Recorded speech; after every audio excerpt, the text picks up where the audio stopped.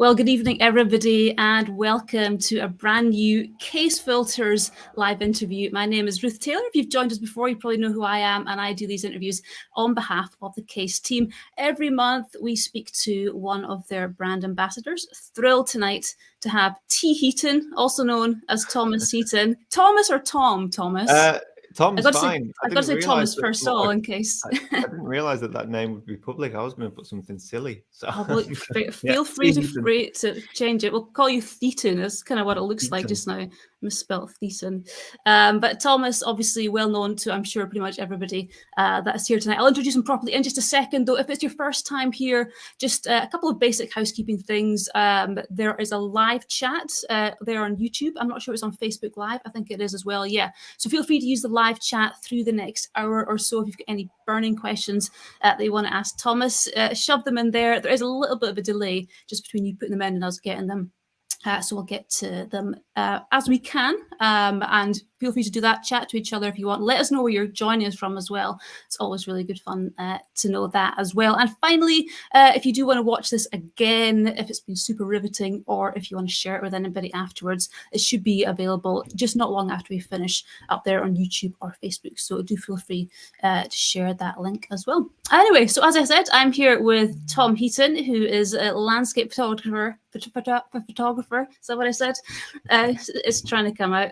And of course, popular YouTuber as well. Tom, I got to ask, first of all, do you like the term YouTuber? Because I always feel it's kind of got almost a cringy connotation. If someone calls me a YouTuber, I don't like it. I don't like the term. Hang on, where am I? I'm leaning to the mic and I keep. You're kind of central. I feel the same way. I'm going. I'll bring it in. There we go. No, I hate the term YouTuber. I also hate the term influencer. I think that one's even worse. So yeah, YouTuber and influencer, terrible. But kind of have to face the fact that that's what I am. Not influencer. Not forget that. Definitely not an influencer. But YouTuber, I can. I always thought to myself, I'm a photographer first, and then a YouTuber, which is true. And I still maintain the facts that I market my photography through YouTube. And that's what I started doing back in 2014 or something like that, 15, whenever that was. But when you actually look at it objectively, I mean, yeah, everything comes from YouTube. It's like the heart of everything. So yeah, YouTuber. I don't like it. But so Thomas Heaton, YouTuber, influencer, and what about the third in the Trinity, Tom? So you millennial? Yeah. Oh, yes. Millennial. Definitely. There you go. Oh, God. The three things that you don't want to be known as, but you can't deny that are actually relevant. But yeah, landscape photographer, then we'll go for that tonight as well. And I'm sure, like I said, everybody knows you. Probably everybody has watched your videos, but just going right back to the beginning, because it's just always a really good place to start. Where are you from, Tom? Oh, originally I am from Blackpool, which is the best seaside town in the whole of UK. I'm sure we'll agree. Yeah. I was in Skegness actually, first time ever. I was there about a month ago. I loved it. So Blackpool, but on the east. Yeah, Blackpool. That's where I grew up and where my love of photography began. Do you go back there? Do you do a lot in kind of seaside-y style? I mean, obviously Blackpool's known very much for its kind of urbanish environment and the beach and the pleasure beach and all that. Do you go back and do much? I have done in the past, more because I had to have a YouTube video out and was visiting family. So I was like, right, let's go shoot Blackpool. Typically, no, I wouldn't go and shoot it. I visit there. Obviously, I was there yesterday. I'm constantly there. But in terms of photography, no. But I think that what I'm being attracted to with my photography is beginning to change a little bit. Which I used to be quite strict on the fact that everything I photograph had to be like nature only, natural, no mountains and lakes. Yeah, but now I'm just so much more open to shooting literally anything that catches my attention, and I love the idea, at least anyway, of capturing these kind of juxtapositions. Like old meets new, that kind of thing. And Blackpool's full of that, old rusty fairgrounds. And if you go to Blackpool out of season, yes, unreal. Like, it is rough, man. I mean, I'm allowed to say this, I'm from there, but anyone who lives there, it's rough, like really rough. It's tarted up for the summer.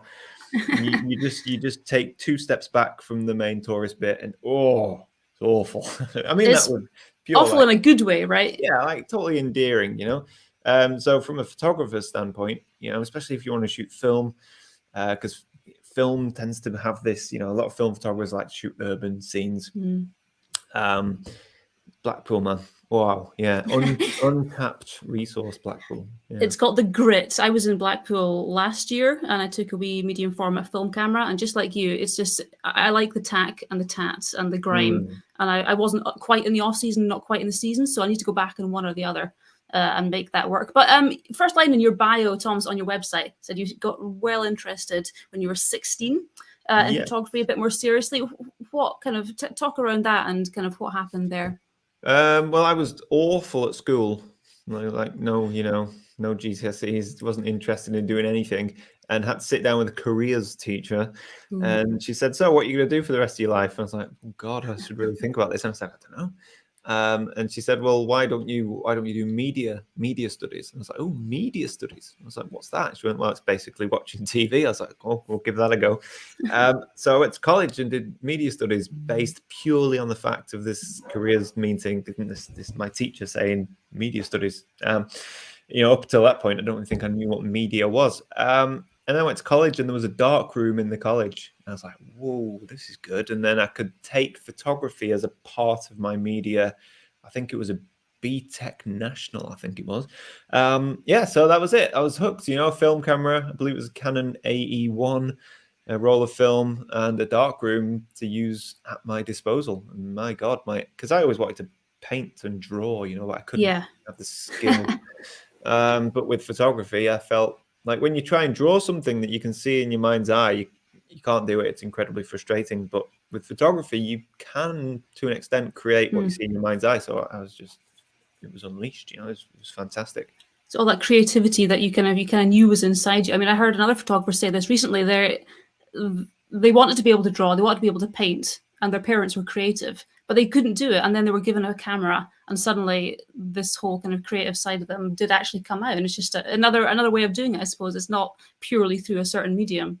Yeah, exactly. I mean, my nana was an artist. She was fantastic. She had about 15 dogs, and she used to paint pet portraits and oil paintings, and they were so good. Like, I'm talking like proper, like wow. And she was a fantastic artist.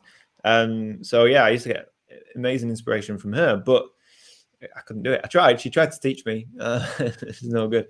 I remember she complimented one of my photographs once, which I took. I think I took it whilst traveling in the States when I was like 18, and it was more of a snapshot than anything. But yeah, she broke this photograph, completely broke it down, and said, "Well, it was good." And I was like, "Oh," so yeah, that's where it all stemmed from, I suppose. The best kind of compliments you can get is from close family. You know, if you've got them giving you a compliment, then you're pretty sweet. I've got Ed in the chat saying he's in the same situation, doesn't know whether to go to uni or not, has to decide by January. Ed, you got plenty of time, and like they keep saying just now in exam season, you know what? End of the day doesn't always make a great big deal of difference. I'm not giving life advice anyway. I'm not giving life advice. First picture, Thomas. Do you remember your first picture that you took that? You looked at it and thought, yeah, this is actually pretty good. I think I can actually do this. Yes, I do. Well, obviously, I went through the whole figuring out how photography works phase, which is learning how to use a camera and depth of field and all of that. But the first picture I took that I was like, oh, yeah, this is cool, was actually on Blackpool Beach. And it was low tide, so you had all of the pools of water on the sand. Middle of the day, of course. I don't think at that point I really understood golden hour, and you know, I didn't understand how light would have such a dramatic effect on my photography. So it was kind of just walking during the day and looking for anything that caught my attention, and photographing North Pier. I think it was North Pier, North or Central Pier, low tide, pools of water on the beach, and seagulls flying just in front of my frame. And I took the picture and looked at it, and I was like, yeah, that's exactly what I wanted to shoot, what I was trying to achieve. So yeah, I remember that. And so, sorry, carry on. I was going to say, I wonder if I still have that photograph, because I actually only have it as a print, and then I think I scanned it so I could digitize it, but I don't know.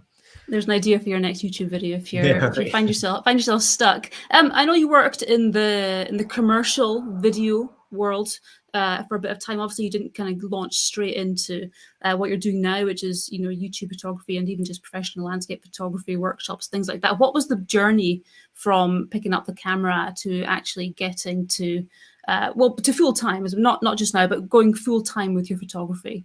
Well, it's a long process.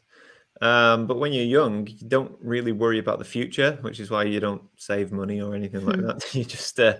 You just take every day as it comes. I think, that's probably a good thing, because I would have been very stressed as a youngster if I'd have thought about the future. But no, I just rode the train. That was it. Went from college to university, and then got a really lucky break because a friend of mine happened to know somebody who worked for a production company, and I had to do some work experience. So they got me in, if you want.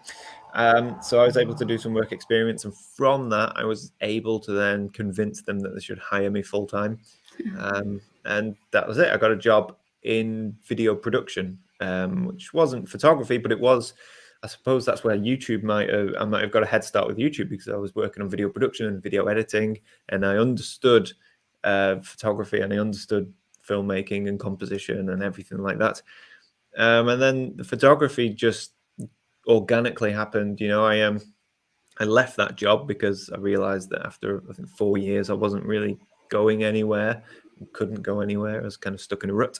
So I thought, I know, I'll just go self-employed. So I started doing freelance video work, and then I started doing some photography work, and then I started to do weddings. This is like the rite of passage. Wow, yeah, everyone. and then product photography, which is the worst thing in the world.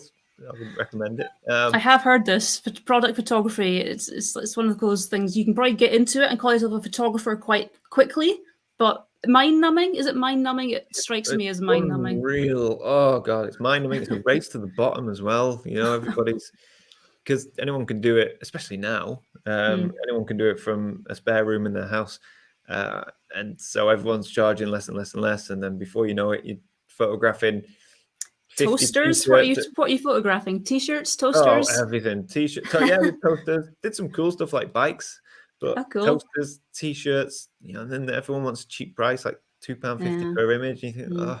And then if it's a T-shirt, they want a front, back, close-up, stitching look. It's like, no. And you've got to flipping iron it as well. They come all scrunched up in a box, and you've got to iron all the creases out. And then, of course, the client's never happy. They say, no, I don't like this. It's creased. It's like, well, you sent it me creased. Awful. I think it would be good if you're a big London studio shooting Hasselblad. You know, if you're working at the top end of the industry, then it's probably fine. But if you're just getting into it, I wouldn't. I just wouldn't do it. That's my advice. But yeah, one thing led to another, and I ended up on YouTube, and that's really what allowed me to do this full time. So I'm very grateful. Yeah, I mean, obviously I think you're probably one of the first photographers to start doing the style of YouTube video that you do, which is kind of, you know, one man on his camera taking you along for the journey. And I know people really, really love the format and still love the format. Has your, do you think your style has changed much over the years that you've been doing it? You mentioned earlier, was it 2006 you said you started? Oh, no, the photography on YouTube, I think my first video was 2014. Yeah, it was like Christmas 2013, New Year 2014. So not so long ago. But I mean, obviously you've been doing it weekly and more pretty much since then. Has it changed much since you started, or is it roughly the same kind of? I mean, you know what people want. People want you, basically. You know, they come along for the person. It has changed. I suppose naturally you would expect it to change. But ultimately the format's for the most part is still the same, which is go out and take an image. And there's the image. But there's so much story around that. You know, it's so much more to it than just taking an image. You know, the production quality changes, my on-camera presence changes. Like I used to do a lot of just handheld stuff, so I'd sort of pick up my vlogging camera and I'd be talking to it like this. Whereas now I very, very rarely do that, and I use a tripod, fixed tripod, it's just easier and looks better, I think. So yeah, it's definitely changed and probably will continue to change. I think it's really the only way to keep going. Yeah. I mean, one of the comments I read on one of your recent videos was, she said, "What I love about the channel is the sense of enthusiasm you have for everything that you do." I mean, have you ever struggled with the kind of the tension of creating videos because you've said you're going to make a video a week, 2 videos a week, and then actually enjoying what you're doing? Has that ever been an issue for you, where you've kind of maybe just lost? You're doing it because you've got to shove a video out, yeah, and actually enjoying it at the same time. Yeah, all the time. It's a roller coaster. Like for the best sort of, I don't know, formula for making videos and taking images is when you don't have to do it. So, you know, if I'm going out because I want to go out, then that is brilliant, and that's when I'm happy and enthusiastic. But you know, with summertime, for example, I don't shoot much in summer because I just don't. I just don't like it. You know, early starts, late finishes, everywhere's busy. You know, some holidays, and the landscape, in my opinion, anyway, isn't as vibrant as it is in autumn and winter and spring, obviously. So yeah, I struggle in summertime, and I'll quite often force myself to go out. I don't really want to be out, but what happens most of the time is that as soon as I'm out, it all just comes together. Like very rarely does it not just come together. And that's from experience, going to the right places, the right time of day, and they're having the right expectations. And then other times I'll just think of a video that I can make from my office or something, like a lazy video. I allow myself to do that every now and again. A wee monologue. People don't mind a wee monologue every so often. No, exactly. Yeah. Do you ever get the chance to just go out for yourself without the video camera, just taking a picture on your own because you want to, or is it a case now of because you've got to, you know, produce videos, you just build that into it, I suppose? Do you still have the pleasure of going out on your own? I do with sometimes, yeah. I mean, typically I won't, because I know what would happen is if I got a really great opportunity and fantastic scenery and a great image, Where's my camera? Yeah, totally regret not filming it.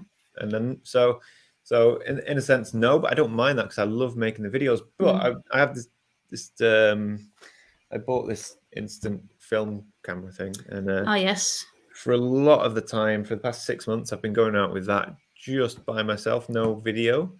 And that's fun, you know, and it actually really takes the pressure off because you can really experiment and shoot anything you want without that constant pressure of knowing that at the end of the day you need to sign off on a video. And also you don't have to do the editing on it, I guess. You don't have to go home and think, right, I've got to shove this into Photoshop, Lightroom and sort it out. It is what it is. Yeah, it is what it is. Great, done. That's it. And I can always talk about after the fact, which I did. I made a video last week about it. And yeah, that's fun. But mostly, no, I quite enjoy making the videos.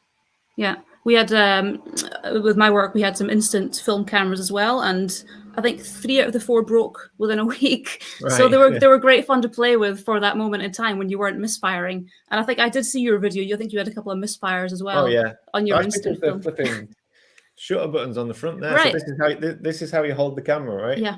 And then boom, you press it and it's gone. And like expensive accidentally pressing that because they're like £1 each, something like that. And about that, just over £1, I think. Just watching your pound coins kind of fly out the side of the camera. You mentioned summer, not enjoying shooting in summer. So, favorite shooting conditions, weather-wise or season-wise? Is there something that really you like more than anything else? I mean, obviously it's autumn because autumn brings with it fog, and fog hides all of the mess that we have in this country, whether it's, you know, sort of litter, obviously, or lampposts, or just bizarre buildings in the land that shouldn't really be there, or whatever. Basically, you can go out in mist and fog, and you can go and shoot things that you can't shoot in any other condition. You know, you can go to a local park, and it just looks like complete wilderness. You know, everything's hidden, and it just makes places unrecognizable. And it adds so much mystery as well. So yeah, if I see there's mist and fog in the forecast, yeah, I'm out. So that's a pretty good tip for people actually who maybe live not in the middle of a national park. You know, maybe they've got, you know, lots of bits and pieces, like you say, around them. Find a good misty, foggy morning or evening or whatever, and like you say, it hides a multitude of sins. Woodland, I guess, as well. Woodland, on the lakes, get in the morning, all that kind of stuff. Yeah, my tip would be if you see it's going to be no wind and cold cold temperatures, especially if it's been sunny during the day, cold at nighttime, no wind, and there's mist and fog forecast, go to a nature reserve. Just go on Google Maps, nature reserve. They're everywhere. You don't even know half of them exist. You know, it could just be in the middle of an industrial park. They'll have designated a small area to a nature reserve with a footpath, a lake, and a few trees. Go there on a misty day. Yeah, it transforms it. It's fantastic. Favorite locations? Obviously, you've traveled pretty far. You've done lots of different things, different countries. Is there a favorite location, or is it back at home, or? Oh, I don't know. I mean, you get attached to different locations for different reasons. So to have one favorite is probably impossible. If I could travel back to somewhere, I'd go back to Namibia.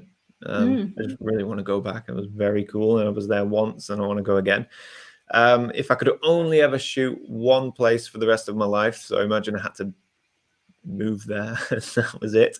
All the borders are closed and you can only shoot this one place. I'd probably go Scotland because it just has so much variety and wide open space, which is nice. So yeah, I mean, the world's a big place. There's many places that all have their own qualities. Yeah, absolutely. And you said you're based whereabouts in England are you based just now? In the northeast. Okay. Yeah. Yeah, just outside Newcastle. Yeah. You mentioned post-processing earlier on, Photoshop, Lightroom. Do you have a particular take on post? Is it kind of minimal, or is it art and you can do just however much you want to do?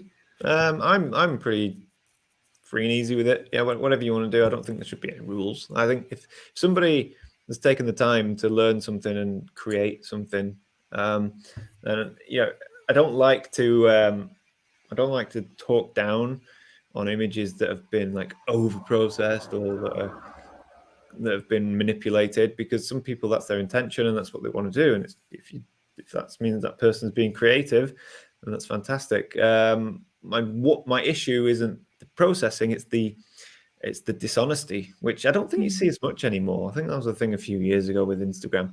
It's this whole getting two different locations, putting them together and then trying to pass it off as this cool image that you took.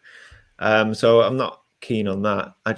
For me personally, I like to keep things relatively authentic, but I also want to make a scene as good as it can be. And if that means cloning out a few twigs or something that's bugging me, a rock in the corner or something, or changing the color temperature, playing with the hue, saturation. Yeah, they're all tools are there to be used. But if I do anything major, then I'll always kind of try and make it clear that that's what I've done. Yeah. But yeah, I think that's what most landscape photographers, they agree on that. Is like, do what you want with it, but just say so. Don't pass it off as if it's 4 images put together, then don't pass it off as one image or something major, like you say. Just be honest about it. I mean, you've shot some really beautiful square format images. I was looking at some of these on your gallery on your film camera on the Hasselblad, which are gorgeous. And I guess a lot of people would imagine that you can't get great landscape photographs in the square format. How hard was it to kind of train your eye to kind of shoot in square? And you can obviously get great results, but is it something that's quite hard to do? Oh no, it's the opposite. I think I'm lazy when I shoot in square because it's so easy. No, it works because the way that aspect ratio works. So if you're shooting something tall, where the interest runs from the bottom to the top, then you'd shoot in a portrait mode. If the interest is horizontal, then you shoot this. But there's a lot of landscapes where there is no directional flow. It's just a subject. So if you just put a square on that, if you put a square on anything simple, I don't know, it just works. It just simplifies the scene. It gets rid of a lot of stuff that you don't particularly want in your shots. It focuses the eye on what you want the eye to be focused on. The amount of times I've looked at a scene through a 3:2 aspect ratio and it's just like, oh, it's not quite working. You put a square on it, it's like, oh, there we go. So is this what you do when you shoot normal aspect ratios? Like, say, would you crop to a square, or do you generally kind of go out with your film camera and kind of restrict yourself to that? No, I never. Oh well, with the film camera, yeah, of course, I'm totally restricted to the square, and that's why I love it. But with my digital, I just have my aspect ratios all dialed in, and quite often, I'm not afraid to just put a camera on something and then look at it through different aspect ratios. I'd be quite arrogant if I said that I just turned up and was like, yes, this is a square? I don't know. I just look it through the camera and think, yeah, that looks best, and then figure out why afterwards, and then learn from that.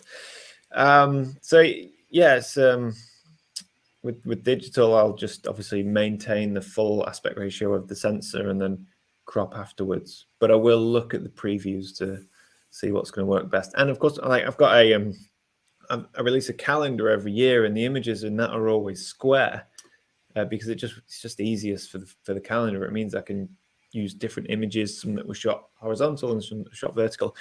And so, I've got images that are in the calendar that are square in the calendar, but on my portfolio they're not. So I will crop afterwards. I don't mind too much. Square just works so well. You've got your 617 as well. Your Fuji, yes. Is it Fuji? Yeah, your Fuji GX617. Yes. Was that harder? I mean, obviously that's quite. It's super wide.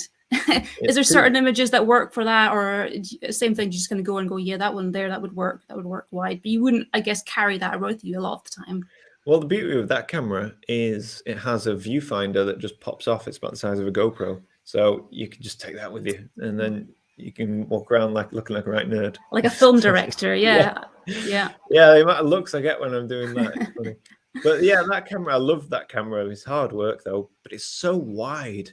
Like, it's so wide. I need to get another lens for it. Actually, you can get a longer lens, but they're so expensive and very rare. So I've not sort of committed to that yet. But that's difficult. But I mean, I don't know if you can see behind me. That was shot with that camera. And that's Isle of Harris, and that works. Again, minimal scenes that are generally have horizontal lines in them will work. So seascapes, mountains, all that stuff. The less complicated a scene, the better it's going to work. Better it works. Memorable moments. I'm sure you have got many, many memorable moments, but good or bad? Bad generally being the most entertaining. Have you ever kind of gone out and forgotten anything major or anything like that? It's just commonplace. Batteries, memory cards, cameras. Nothing. Nothing where I've really, really kicked myself. But yeah, just loads of funny things. I think one of the most memorable experiences for me that it was so funny. I was in Yosemite National Park a few years ago now, and I don't know if you've ever been or if you've seen it, but it's basically a valley. So it's got a valley bottom, and obviously it's probably about 1 mile wide, 2 miles wide. But the valley floor is really long grass, so it's kind of like up to your waist. And I wanted to get a photograph of El Capitan, which is a famous crag that attracts all of the climbers. So I went for a sunrise shot, which was at like 5 a.m. And I remember walking through the long grass and with my camera. And I always think that photographers must get mistaken for being all kinds of weirdos lurking in the woods. But I was walking through the grass, obviously 5 a.m, thinking nobody's around. And out of nowhere, this guy just sat bolt upright, appeared out of the grass, like, whoa. And I nearly stood on him. I was like, Jesus Christ. And he thought I was a bear, and I didn't know what the heck he was. But he was just camping. He was just asleep in the grass. He didn't have bear spray or a rifle, did he? Probably. I don't know. But luckily it was I startled him, but he startled me. And that's something that's so common. Like, I'm out shooting at sunrise. I've been in the Lake District, just off the footpath, just to get a different vantage point. And I'm stood there with my tripod on camera waiting for the light. And then people just come, usually joggers, they'll come running past on the footpath. And I'll just stand there, not moving. And then they'll get me in the corner of their eye, they'll see me and they'll go, oh, Jesus. And I'm always scaring people because I'm just hovering and lurking in the woods. So now I tend to make some noise. I should carry bells with me or something. But I honestly, like, everyone thinks nobody else is out at that time of the morning, and in fact, there's quite a few. I mean, talking of bells, I'm going to ask you, anything that you carry in your camera bag, perhaps that's not typical photography equipment, that you kind of find useful. I mean, fancy cafetiere, anything? Oh God, I wish actually. No, I take a what's it called? An emergency locator beacon. which is like a thing where a big aerial spins out, and then it sends an emergency location to search and rescue, because quite often I never get phone service, which is to be expected in a lot of the places that I go. So remote northwest Scotland or in the Lake District, you don't get a phone service unless you're on the top of the mountains, and even then you don't. Wow. But the amount of times that I've like nearly fallen or nearly broken a leg or an ankle, not like, we're not talking Ellesmere Island wilderness experience or anything like that, just in Glencoe, for example, you've got the Rannoch Moor, and you've got all of the swampy bogs and all of that. Well, I go there in wintertime a lot, and you're about 100 meters from the road, so you feel very safe. You can see the vehicles, you see your vehicle, but if you get stuck in a peat bog, or if you fall and twist something, I'm just constantly thinking, because I just, as a photographer, tend to go off the beaten path a bit, not far, but enough that if you got into trouble, then it'd be difficult for someone to find you. So yeah, I take this little emergency beacon. I never had to use it. Hopefully never will. Not so far, but like you say, you're right. 100 yards off the road, you think it's fine, but even a bog, getting your foot stuck in there, darkness comes early. There's lots of safety things to consider. I mean, do you use what 3 words is really, really popular now as well? Is that something that you've ever used? Yeah, it's great. It's good for tagging locations. And it's good to know, if you do get into trouble, you can call somebody and give them that. But yeah, I suppose it'd be good if you got injured. Yeah, it's a lot easier than GPS locations. I still can't figure out GPS coordinates. I could never do orienteering in school. Yeah, don't give me a map and a compass. 7 seconds, 9 minutes, 4. Imagine that with a broken leg. Yeah, no, okay. Thank you. We were chatting earlier just before we started about a typical day. Is there any such thing as a typical day in your life, either when out filming or? No, not really. I mean, no, it's just, I do everything myself, so I have no structure. If I'm responding to emails, or if I'm packing and shipping books and calendars and stuff, or if I'm going to the post office and then I need to go and film a video. So that could be anywhere, anytime, I don't know, and then edit the video. So no, there's no structure, because landscape photography is so condition based. You need to wait for the season, wait for the conditions. You need to also be inspired and feel creative. So basically, the way I work, or the field that I work in, doesn't allow for structure. If I was a YouTube channel that, I don't know, did cooking, then that's great. I'd have a kitchen where the lighting would always be the same, and I'd plan my meals and then make those meals. But you can't do that with landscape photography. Yeah. If it's raining for 2 weeks, what can you do? Yep, absolutely. Go with it. I mean, if you didn't have to think about then paying the bills, what would you spend your days shooting? Oh, that would be nice, wouldn't it? If I didn't have to do this, let's say I got to the point where I could retire, so won the lottery, pay my mortgage, and then I never need to earn another penny. I'd keep doing YouTube, definitely, but I'd probably scale right back and try and make real productions. Like one video every 3 months, huge production, where my photography has more meaning, so it's less fleeting. It's less like go out, do a shoot, and that's that. It'd be more of a project. So yeah, I'd probably focus more on photography projects rather than just individual days out with the camera, which is currently where I'm at with my photography. Do you have any projects kind of in mind at the moment? Obviously, like you say, you can't do them perhaps just now, but I'm guessing in your head somewhere you've maybe got a bit of a wish list of things that you might like to do over the kind of the future, some projects. Yeah, I mean, for me, it would be studying. I say studying. That sounds a bit pretentious, doesn't it? Photographing only certain subjects and certain conditions. So I don't know. The obvious one would be sort of snow and ice, right? So taking a very minimalistic approach to snow and ice. So if money was no object, go up to the Arctic for 3 months, and just photograph that. Just one particular style, and really just work that until you've got a solid body of work that is all perfectly in sync with the next image, you know, and then you could put the collection together and it all match beautifully. And then after that, you could move on to the next thing, which could be like, I don't know, rainforest or something like that. Deserts, all sorts. But basically, rather than jumping from one thing to another, which is currently what my portfolio is, it would be way more tied together. And then from that, you'd probably then be able to delve in even deeper and find smaller niches within those things that you're studying or photographing. So something for next month then. Yeah, right. somewhere down the line.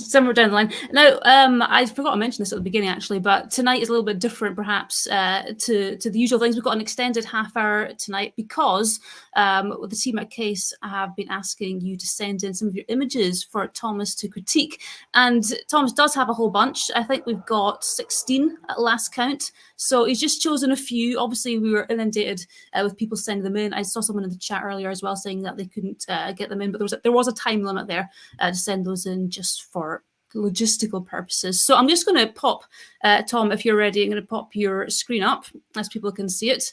And basically going to hand over to Tom, and he's going to just go through these images, hopefully give you some helpful tips and critiques of these. And then at the end, he's going to pick, I can't remember if you knew this or not, Tom, he's going to pick his favorites.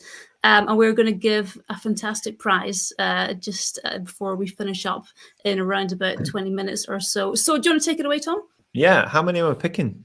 One. Oh, one. We have one winner. So no pressure. Oh, dear. You've got a lot to choose from. Right. So it's funny because you sent me these images to critique. So I thought they were all going to be bad. I was like, oh, yeah, let's get some terrible images and critique them. This will be fun. But no, they're all great. So it's very, very difficult for me to critique them. But this one, this is the first one that is on my screen. Yeah, this is Tom Merton, right? Tom Merton, flipping heck.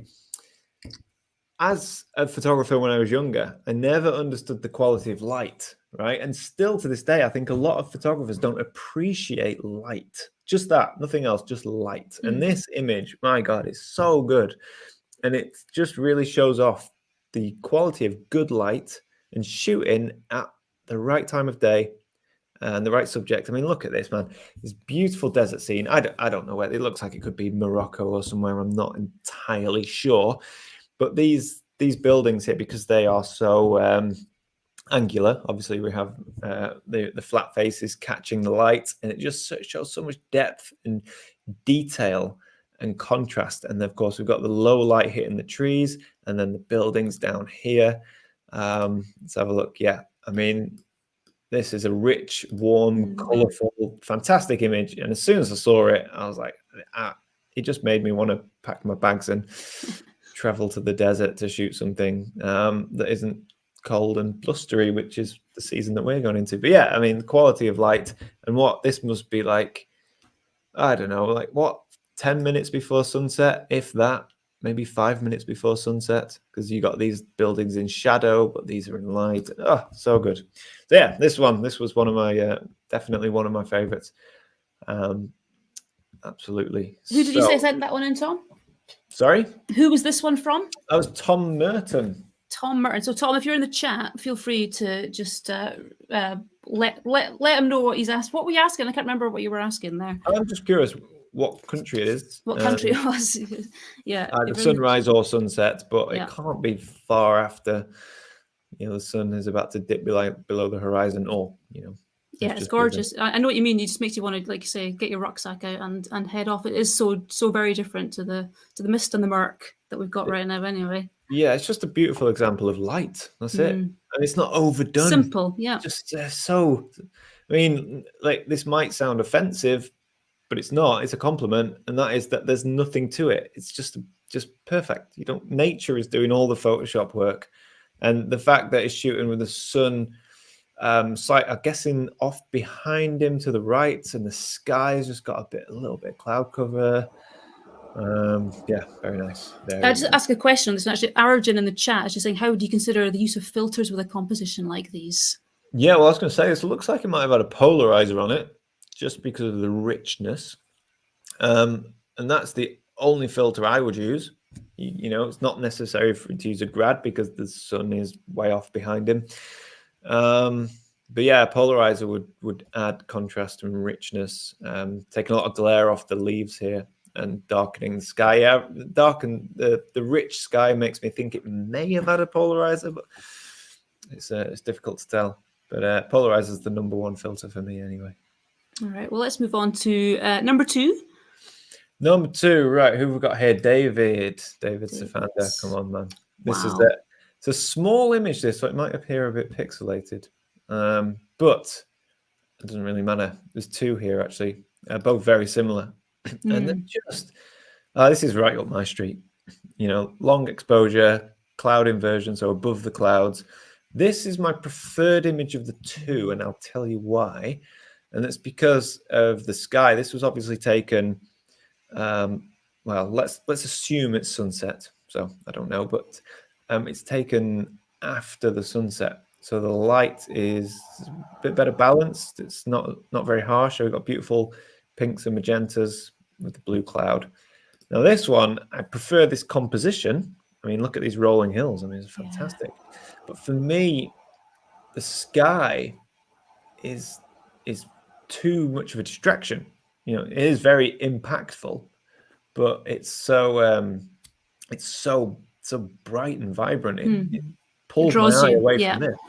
And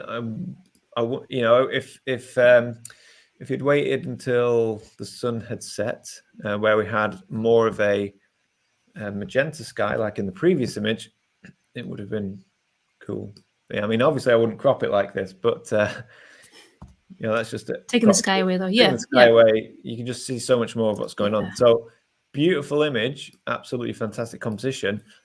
But if it had just shot it at the same time as this one with a softer sky that isn't pulling the eye away as much. But yeah, I mean, look at that. It's gorgeous.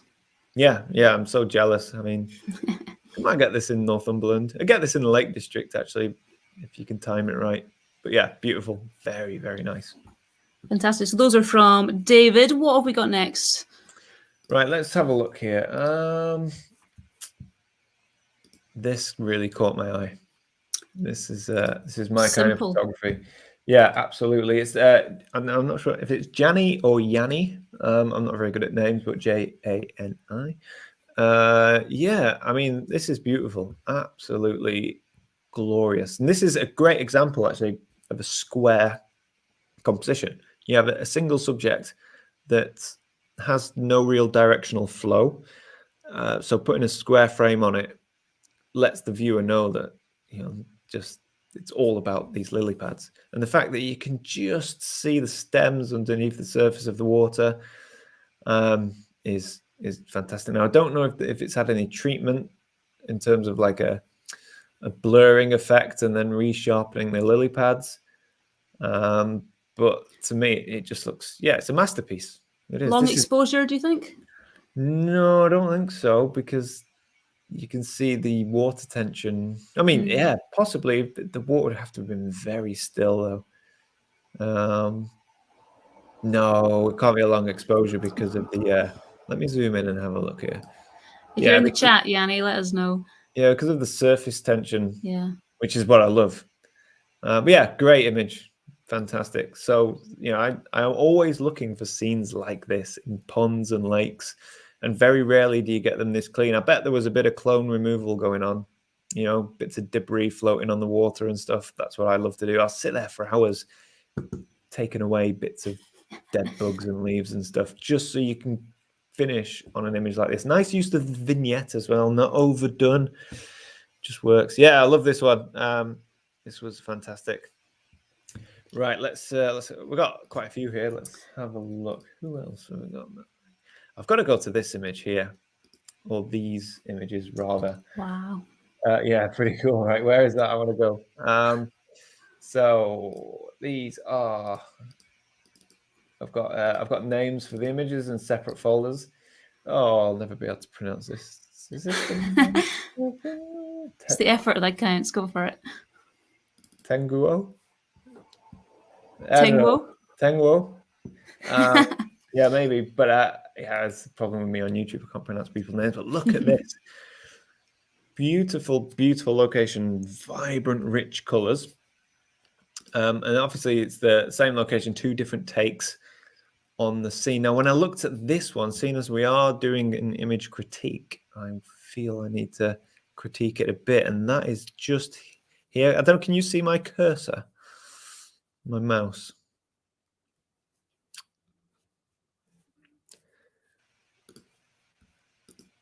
Yeah.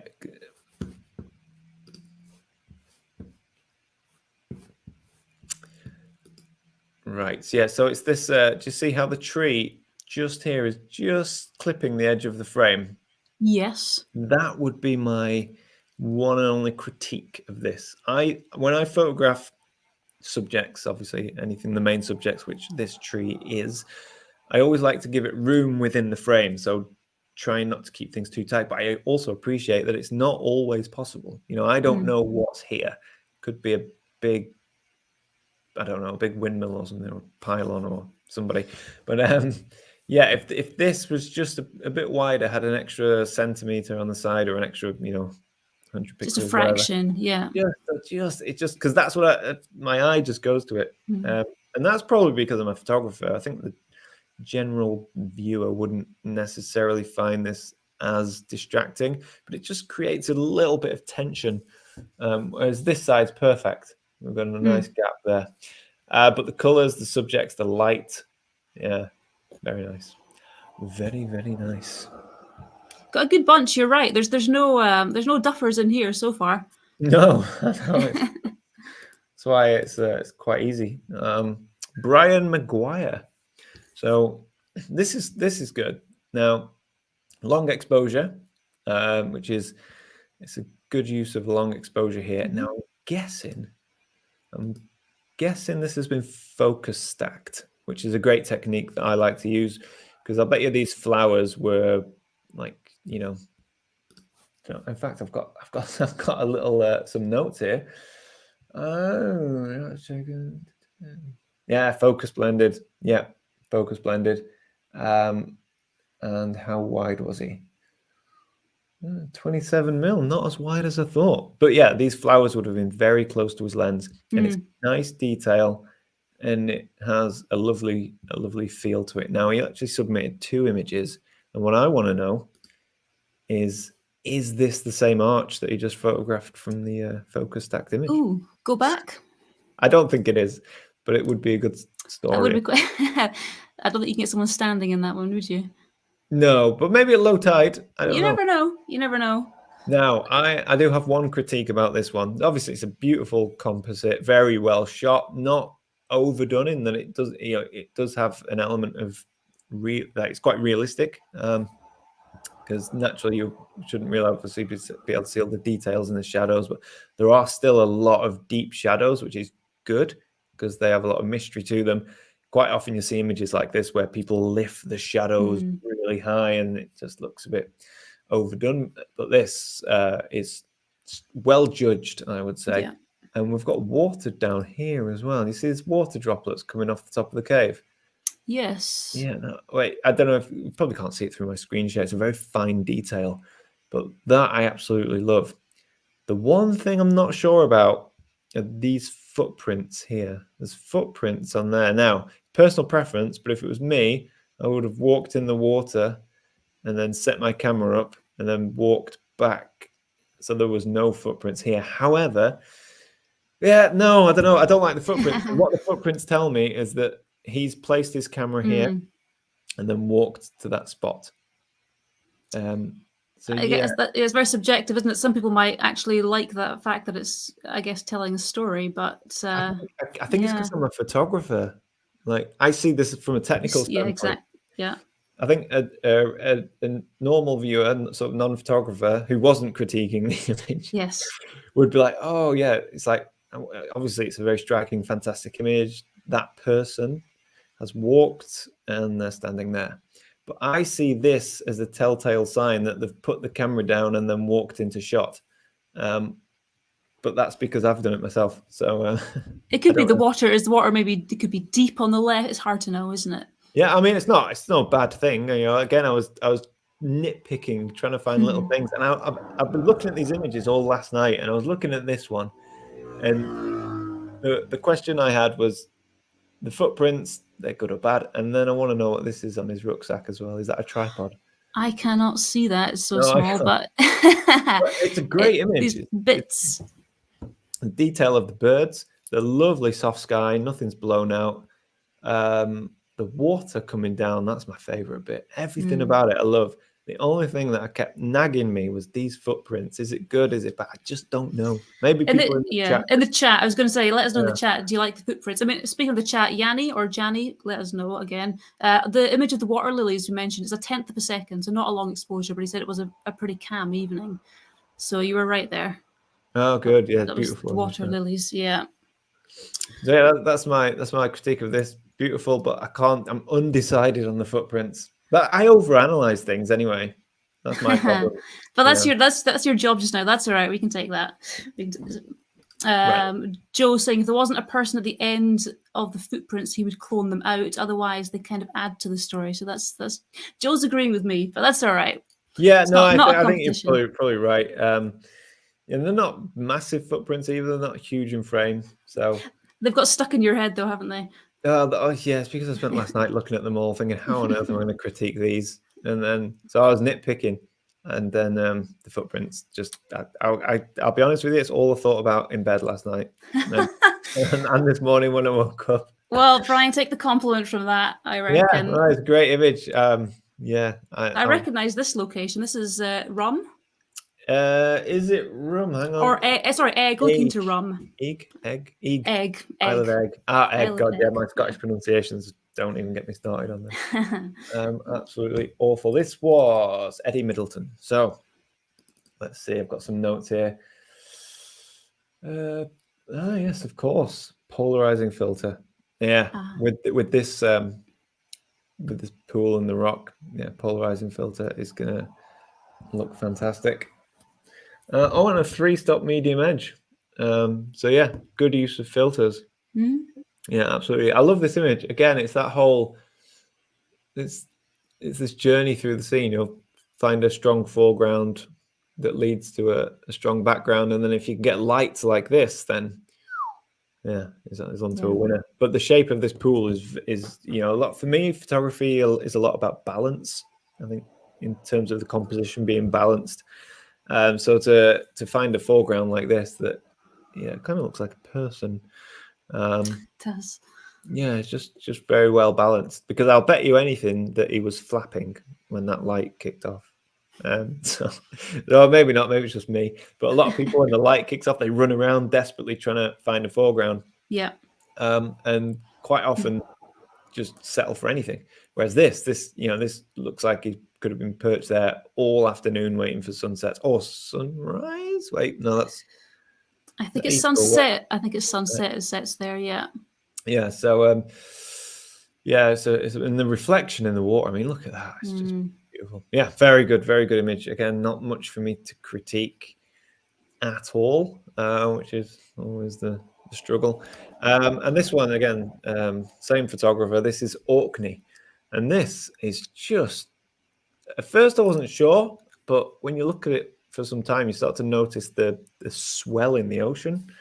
And it's unusual, isn't it? It's a massive swell, and he's just picked the perfect shutter speed of. I'm going to guess. I've got the information. I haven't seen it. I'm going to guess. Looking at this wave, I would say 1 second. That's my guess. Do you want to take a guess? I'm going to go for your guess. 1 second. Let's have a look. No, half a second. Way off. Well, it's difficult. I don't know how fast the waves. Half a second, not bad. But there's this thing with long exposures where people have a tendency to overdo them and have them for too long. Whereas if you just choose the right shutter speed that matches the motion of whatever it is that's moving in your frame, you can not only capture detail, but you can actually capture the movement of that thing rather than eliminate it, which a long exposure will do, or freeze it, which also works but can be a bit bitty. But this is just right. It's given the right amount of softness to the image, but captured the shape. I mean, this it's like a magic eye photograph when you sort of step back and look at it. the ocean is swelling, it's moving, it's waving, and beautiful colors as well, and light. Yeah, it's one of these is a grower. Yeah, it's a grower. Yeah, definitely. And it's just there's a huge dip in the ocean here, and that's the swell, and it's just been very well captured. He's just caught the waves coming down beautifully, hasn't he? As well, it's quite hard. It's when you're shooting waves, quite often you go for the splash, and it's the end of that. It's when they start dripping down the fronts of the rocks, the sides of the rocks. You get some really beautiful looks. Yeah, absolutely. And again, the color, so the warm oranges with the cool blues, and then this weather in the background. So you have this fall off of detail with the land, so it has depth. Yeah, it's great. It's very atmospheric. I want to go. I've never been to the Orkney Islands. I'd like to go. All right, let's see what else have we got. So yeah, this is cool. Wow. I recognize this. I recognize these trees in the shadows down here. And this was, again, my pronunciation's not the best. It's either Maja or Mahak. I know J's is sometimes pronounced differently. Majabet or Mahabet.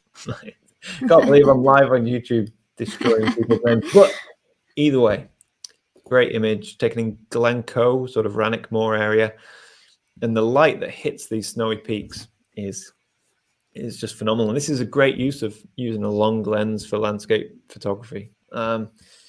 He could have easily been distracted by the bigger landscape.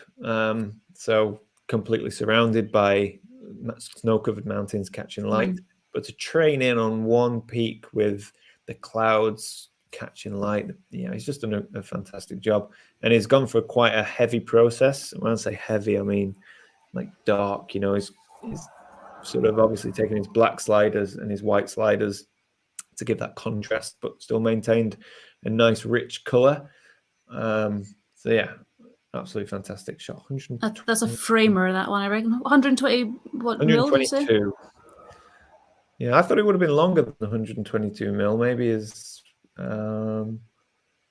no, it doesn't say what camera he's using. It doesn't matter, but it's nice to see that, like you say, that the longer focal lengths in the mountains, because it is, I guess, it's a common misconception with mountain ranges. People automatically go for the wide angle, but actually, get out the telephoto, the short telephoto, and you just get some spectacular shots. Yeah, absolutely. I mean, one of my favorite lenses is at the minute I'm using a 100 to 400, but anything 70 to 200 is a great lens as well. So we're gonna go back to this was Gianni or Yanni. Again, I was talking before about mist and fog.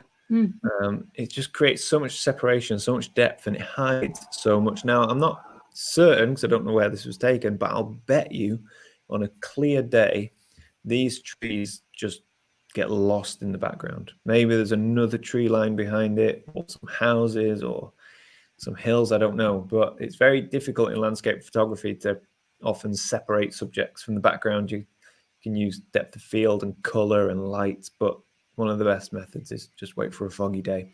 So this image, beautiful depth and great detail. So when you look at it, you see I think it's an Arctic tern possibly perched on this rock. And then, I don't really know my birds. Yeah, possibly. No, I'm not even going to try and identify it. It's a stunning shot, isn't it? Is it black and white? Do you know, or is it? Black and white, it's hard to tell. No, maybe it's just my eyes. I can see a touch of color and warmth in these rocks, bit of green maybe. But on a day like this, it's a monochrome day anyway. So you could convert it to black and white, and you probably wouldn't see a great deal of difference there. There's a black and white conversion. Yeah. But I prefer the color because there's some nice blue and subtle greens, and it's more identifiable with what we would see.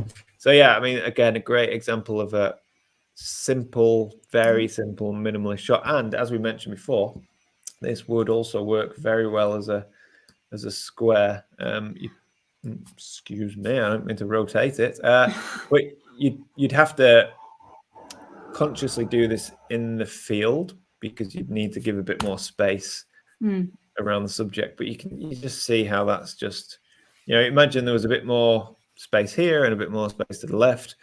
With just this in the center works so well. I mean, don't get me wrong, it works very well as a. He's done a good job as well of that separation, obviously, between the foreground rock and the background ones, because I imagine he did a bit of up and downing to make that happen. So he's taken great attention to detail there. Yeah, yes, he's definitely. If you've got too low, then you wouldn't have this channel through here, and then you'd possibly even lose the bird. So just the right amount of separation. Yeah, it's a great shot. Again, this is something that I would get very excited about if I happened upon this scene in conditions such as this. Fantastic shot. Brilliant. How many have we got left there, Tom? About half a dozen? Yeah, we've done all of the photographers. Obviously, there's 2 images per photographer, and I think I've touched on most of them. Brian's just saying in the chat as well, the footprints that we were talking about before. He said they were left in intentionally. He said the figure in the background isn't him. It's a handheld shot, and he deliberately didn't edit anything out of it. Perfect. See, that's it. That's where a caption with an image is incredibly valuable. Yeah. So being a cynic, which I am, I assumed this was like low tripod, 10-second timer, run into shot. But now that I know that it wasn't, in fact, actually, I do have the information. I should probably read the information. But I mean, still, it's a fantastic shot. And I suppose now I know the story. Then here we go. Taking an island, focus blended, 3 images. Wow, this is a really complex image. This very complex. Focus blended, foreground, background, and then a long exposure. So you've got your focus stack, the foreground and background. Then you've got a long exposure on top of that, all handheld, and with the man standing in frame. So yeah, I mean, I'm guessing that man was there for one of the frames and not all of them. Points for effort, Brian. I have to say, points for effort. It's paid off. It's fantastic. Yeah, and now I know that that's not him, so it's not a self-portrait. I don't mind the footprints. Yeah, see, bit of backstory. Context is everything. Thomas, do you want to maybe have a wee think about your favorite image? I mean, I guess in the chat as well, if you want to put some input in. If you've taken one of the pictures, please don't vote for yourself. But if anybody else watching has got a particular one, if you've got any that really stick out to you, stick them in there. Tom, any more you want to chat about before we have a wee think about a winner, perhaps? Yeah, so I don't think we've touched on this one, which is it's a beautiful shot of the desert. This is Thomas Grunder. Sorry, no, it's not Thomas Grunder. My mistake. Tom Merton, and yeah, this is a beautiful shot. Just so simplistic, but the lone figure again. It's another one with a figure. This time, no footprints.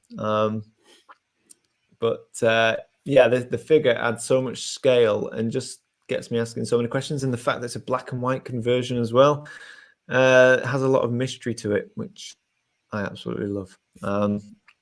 So yeah, I just wanted to touch on this one because again, square composition. Yeah, one of my favorites. Unusual for that kind of subject. Usually you'd have some beautiful warm tones, I suppose, and people would stick with that. I've seen very few black and white kind of dunesy, especially kind of the pale contrast. It's not even super contrasty, is it? But it works. No, it works very well. I think it's because it's an overcast day, so not too much shadow detail. So a lot, if you shoot dunes in the middle of the day, you get striking shadows, really deep shadows. But on an overcast day, everything's very soft and subdued. So the black and white conversion would suit that just beautifully. Let's have a look. Someone's asking, how did he get on the dune without footprints? Again, maybe it's not a self-portrait. Maybe he came out the other way. No way, man. Yeah. That guy's miles away. That would be a hell of a commitment if that would be a self-portrait. And it looks to me like this. I'm going to guess this is a photographer. I mean, let's see if I can zoom in. Do you reckon he's got a rucksack on or holding a tripod? No, he's holding or something? A camera. It's again, these aren't very high-res copies that I've got here, but can I go into like 800%? Whoa! Oh, there we go. Oh no, anything but pixels. Well, his posture he's looks holding like something. He's holding a camera, definitely. Yeah. I wonder what the view from his camera was like. Oh man, but it was nice. Morocco. I'm gonna have to go. I'm gonna have to go to Morocco. That would be an interesting project, wouldn't it? Take the photo of him and then the photo that he was taking, and photographers in a row. But the lines, look how these lines take you through the image, down and then up to this lone figure. So everything's perfectly well placed in composition. I reckon this is just a photographer out and about, or a tourist with a camera out and about. Great black and white conversion, because it looks like it was overcast, so you wouldn't have much texture, much contrast. So the black and white just makes it feel a bit nostalgic. I like it. Yeah. Well, moment of truth, Tom. Do you want to narrow down, or is there anything that sticks out to you in particular that you think is just a favorite image from the bunch? It's difficult to pick. I've got like 2 or 3, like real 4 favorites, 5 favorites. What have you given to me? We're not giving away 5 prizes. I think we might get shot by the guys at Kase if we. Okay, so this is definitely a contender. Okay. Just because it's just perfect. It's a perfect example of a well executed photograph. No messing around. Just fantastic. And then, well, I'm really drawn to this one. Just fun. Just lovely. It just goes to show that you don't need to travel the world to get beautiful photographs. Literally anybody could go and take this. Anybody. You just need to find a little park, pond, lake, nature reserve. It's all about being able to see the image. So yeah, that's why I like this one. I'm going to also go to this one. Now that I know the story, I've ummed and ahed about this. This is the one that's really stuck in my head. And yeah, now that I know that is just a passerby, in other words, it's more of a spontaneous shot, more natural. I'm drawn to it more. And then the long exposure mist shots, beautiful. Yeah. Difficult to pick a winner. Do I need to pick a winner now? Difficult but necessary. Yes, go for it. Okay. And no one's helping us in the chat, so thanks for everyone's lack of input, Thomas. You have to do it all by yourself. You can't blame anybody. Right, I'm going to go for Tom Merton. Excellent. This shot, it's just so good. Just so good. Just not overly done. It's not, it's not going to like smack you in the face if you were to print it. It's just all about the light. It's just delicate. It's tasteful. The light, the color, the contrast, the post processing on it has just been done. It's like what is it? What's fancy dining? Fine dining. Yeah, it's like fine dining. When you get a delicate meal, a very light, everything's just perfectly balanced, seasoned. Well, this is what this is like. It's just fantastic. Yeah, love this image, and this is worthy winner. All right. Well, listen, Tom Martin, congratulations on this. And the other shot you put in as well was absolutely fantastic. You're the winner of a Kase filter. I better get this right. A Kase armor holder system, in case I give you away the wrong thing. And I think the team at Kase will be in touch with you to let you know how you can get a hold of that. But Tom, thank you so much for going through these images. And thanks to everyone that sent them in as well. As I said before, we were inundated, so we had to just pick a few of the favorites. And it was good fun going through that. And hopefully you enjoyed it as well. Time has run away from us, so we're just going to wrap up, I think. Just, Thomas, briefly, I mentioned, obviously, nearly everybody knows where to find you on YouTube for your upcoming books on ice and snow, which might happen in a few years' time. What's the website so people can just check all that kind of stuff out as well? Well, if you just go to thomasheaton.co.uk, which is my website, that's where you'll find everything else: email, contact email, YouTube, Instagram, any books and stuff that I sell. Yeah, your calendar's out as well, you mentioned. Yeah, well, it's open for pre-orders. I've actually just got printed proofs today, and they look great. Best one I've done. I always say every year I say it's the best one I've done, but this one is. It is the images. I'm really happy with the images. So yeah, that's available for pre-order, and the pre-orders get a free print with it as well, and everything's signed. Excellent. So that's how I'm encouraging people to support the channel and pre-order. So do you get a very sore wrist every kind of end of October? It's not, honestly. I know I never want to sound ungrateful because I'm so lucky to do what I do, but like signing things like in bulk because the calendars come in a plastic wallet. So you've got to open the plastic wallet, pull the calendar out, sign it, and then here's the thing: you've got to blow the ink dry, because if you don't, when you put it back in, it all smudges. So imagine, you know, that for a week. Yeah, you need an intern. You need an intern. I'm sure there are plenty of people watching who would happily pop along to your spare room for a week and just pull them out of the kit, blow on it. You need to get a stamp, Tom, is what you need to get. I'm sure nobody would think any the less of you. Yeah, I don't know, because I quite like the best signatures are the ones after a full day of signing, because it's literally just an angry squiggle. Bit of personality injected into them. So yeah, check out that for yourself if you want to see more of Tom's stuff. Get a calendar, obviously YouTube as well. We are going to finish up though. Big thank you, Tom, so much for giving up your time. I know how busy you are with calendars and everything else, so really appreciate that. Everybody in the chat as well, thank you so much for watching. As I mentioned at the beginning, you can watch this again, or you can share it on the Kase Filters YouTube and Facebook pages. Just check out their social channels too. Feel free to do what you want with that. Upcoming interviews, obviously same thing. Keep an eye on the socials and you can see who we're going to have in next who we're chatting to. But until next time, thank you so much for being with us, from myself, from Tom as well, from the guys and gals at Kase, and have a great rest of your evening or day, wherever you are. And thanks again. Thank you. Thank you so much.